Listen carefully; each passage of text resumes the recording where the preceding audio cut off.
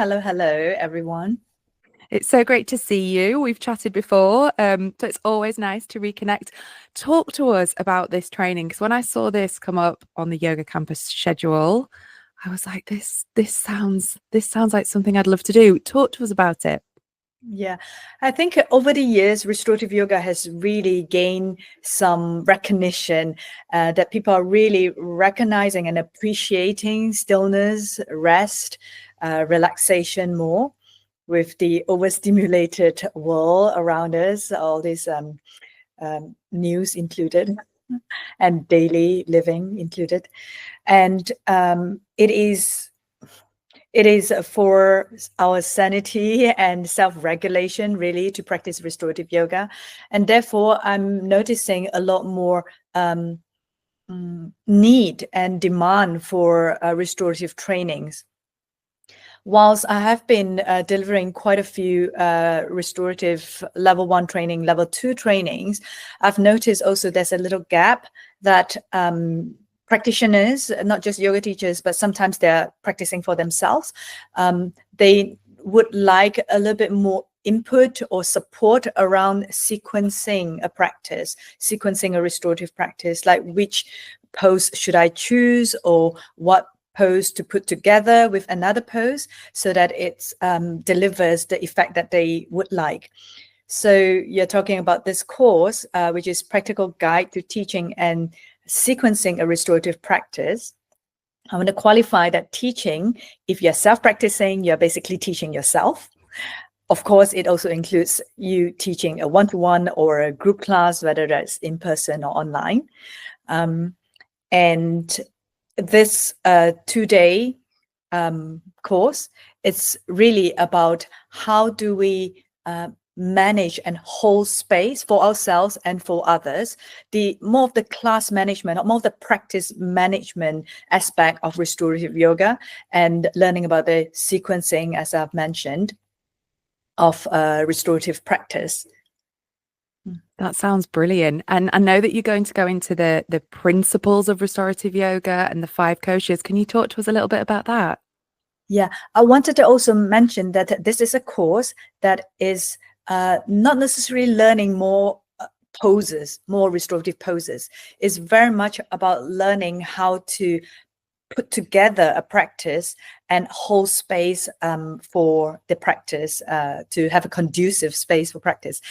And pertaining to the 5 kosha, this is exactly what I'll be also sharing during the course, where we will look at not just physical comfort, which we will talk about. There'll be just pillows and blankets and props that you're familiar with already, being a restorative yoga practitioner. But also, how do we also offer and observe energetic, this energetic signature of each pose, acknowledging and respecting that. And how do we hold space for emotional relaxation and mental relaxation, being part of the kosha, the 3rd and 4th kosha, and the experience of this peacefulness and bliss within the whole experience. So when someone comes to a restorative practice, whether you're teaching it or self-practicing it, that we are attending to all these layers of experiences, more than just relaxing a few lower back tension and muscles. Yeah, so it's attentive to all those.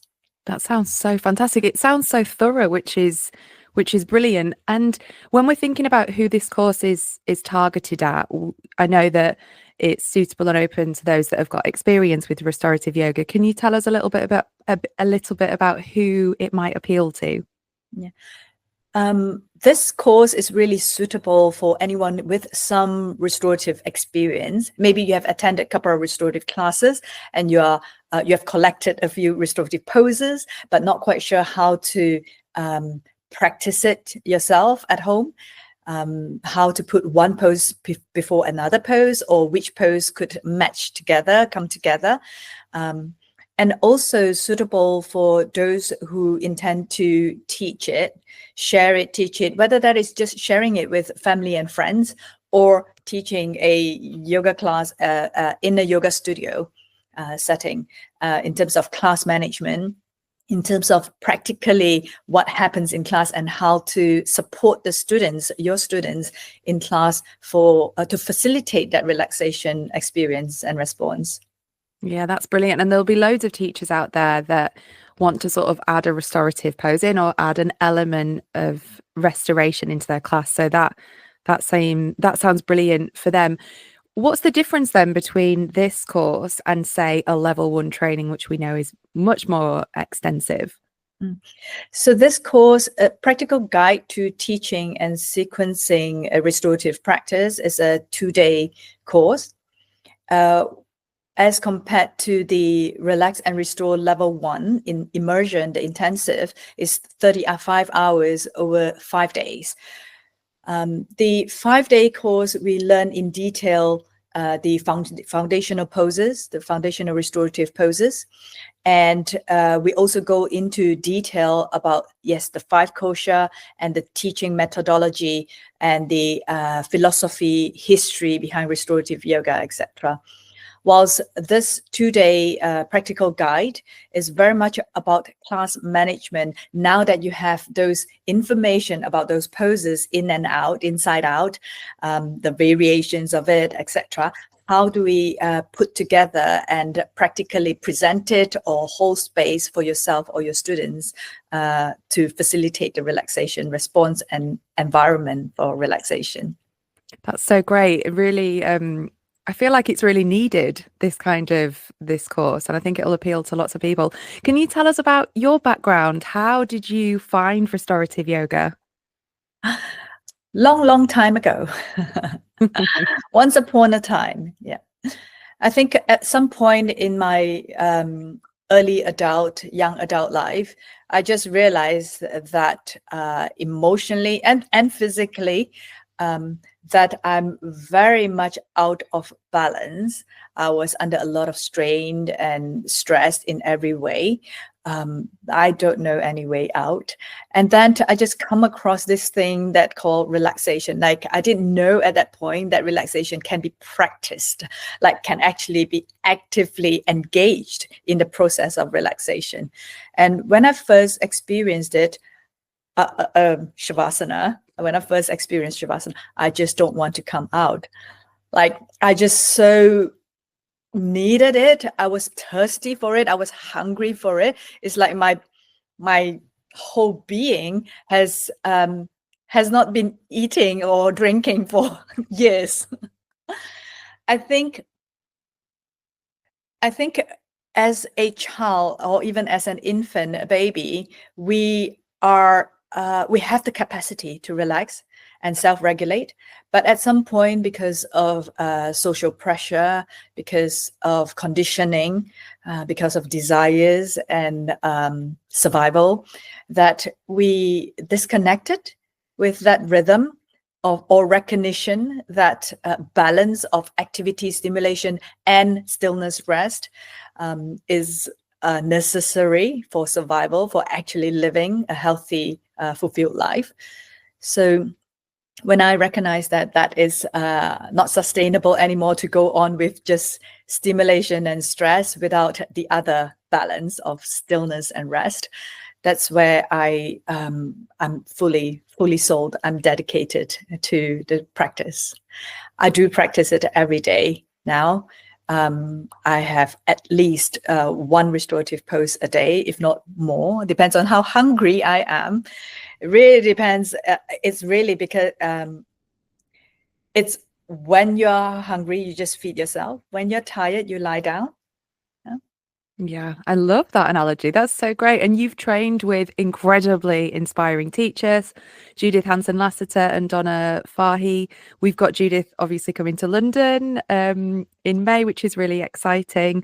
How has training with these teachers influenced your own practice and your teaching? Yeah. I was very fortunate that I met both my teachers, then mentor, very close now. Sometimes we chat as a friend as well. I met both of them almost more than 20 years now. And I was still in my early years of my yoga adventure. I was like everywhere looking out for, okay, feed me with something. I met both of them 6 months apart, actually, and they just continue to inspire me in my practice, especially with Judith.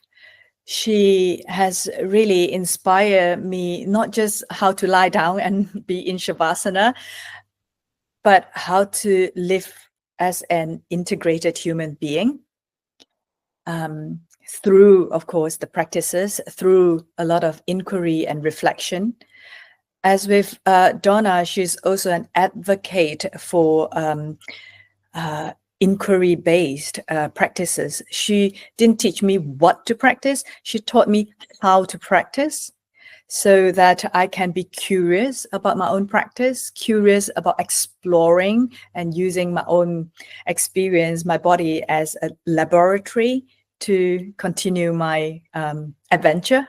I think for those who are really intrigued by the title and enticed to join, and has not yet attended a level 1 training, I would encourage from now until then, at least, to attend as many restorative classes as possible, so that at least you have a good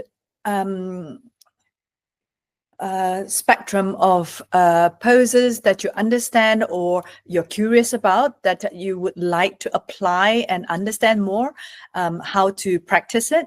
So that can be helpful. Yeah.